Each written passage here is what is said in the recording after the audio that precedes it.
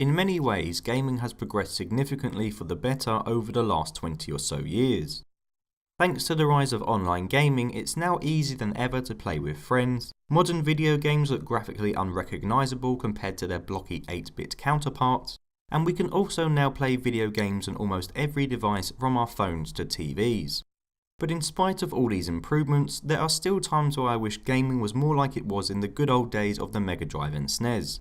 And with that in mind, I'm going to list 6 things that suck about modern gaming. So without further ado, let's begin. Number 1. Constant updates. Remember the days when you could put a cartridge or disc into a console and immediately begin gaming? Ah, well then friends, you remember the good old days. Contrast those times to today's gaming world and you'll find it's a far cry from how things used to be. Today it seems like nearly every time I turn on one of my gaming devices, something needs updating. Granted, most of these updates are short and sweet, but some are huge, and even the smaller updates can be an inconvenience when I just want to play a video game. Sure, these updates may ultimately benefit me in some way or another, but it's hard to see that when I'm wasting my free time just staring at a download progress bar on my TV. Maybe if modern video games weren't released in such a rushed and unfinished state, I wouldn't have to be doing this so frequently. Number 2. Season passes. Season passes are a relatively new fad in gaming, only appearing during the last couple of years. By purchasing a season pass, a player should be able to access and download all of the DLC for the relevant video game. Whilst it isn't a terrible idea in theory, the execution of it 99% of the time is a bloody mess. On top of having to pay around £45 for a video game, companies are now trying to scam players out of an extra £30 for menial DLC, such as a few extra missions and skins. It's a disgusting con, and I can't believe video game companies have the audacity to release video games with content missing, with the intention of selling it in the future to players separately. There are even some games that have more than one season pass. Evolve, for example, had 2, and the developers wondered why the game was such a flop. Ultimately, it seems that ridiculously priced season passes are here to stay, which means there must be a lot of idiots out there still buying them. Number 3. Microtransactions. Let's imagine a scenario whereby I am selling someone a bed frame. I agree to sell this bed frame to said person for £40, and on face value it seems like a pretty good deal.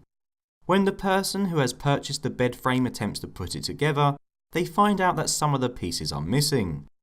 They still manage to put it up, however, but it's a bit creaky and isn't very comfortable. Now, imagine that I say to them, I have the remaining 12 pieces of the bed frame that you still require. You can either pay nothing and receive 1 piece every month until you have all 12 that you need, or you can pay me another £30 and I will give you the remaining pieces today. That is essentially what microtransactions are like, minus the bed frames. Well, unless it's some weird mobile game about a furniture company, but anyway, I'm going off the point. The point is, a person can either grind for a long time and patiently wait it out until they eventually unlock the content, or pay a bit extra and unlock it immediately. Neither are ideal, and neither should be implemented in a full-price video game. 4. Controller battery life.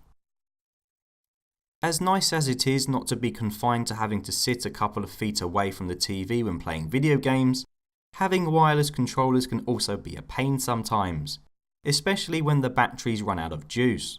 When playing solo it isn't that much of an issue as most games will automatically pause, but when the batteries die when playing online, it's a complete nightmare.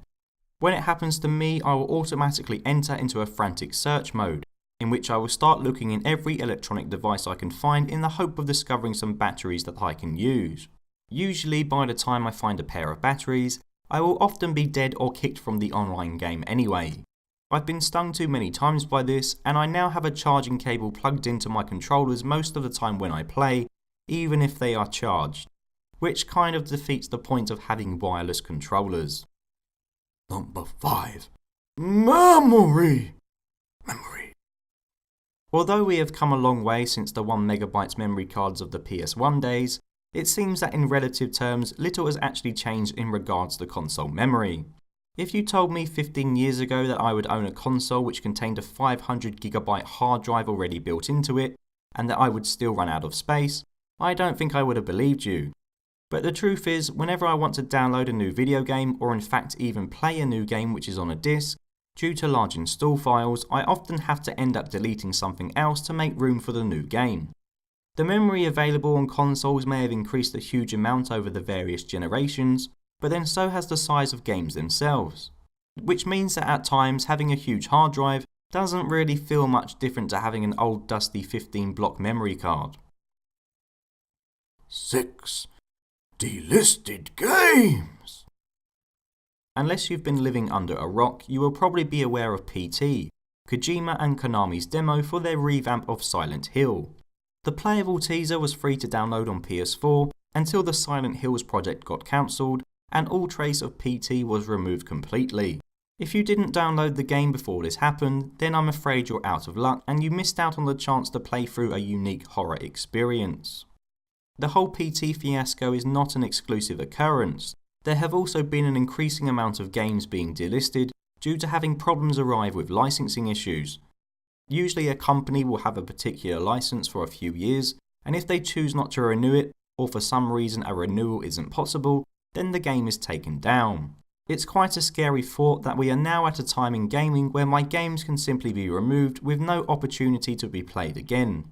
As the gaming world takes ever increasing steps to a completely digital future, this is a sharp reminder that at least if you have physical copies of video games, you don't have to worry about them being taken away from you. Well, that is unless someone breaks into your house and steals them.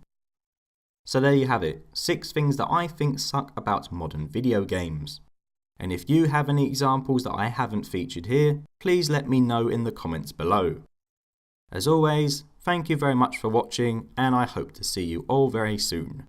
So next time, goodbye.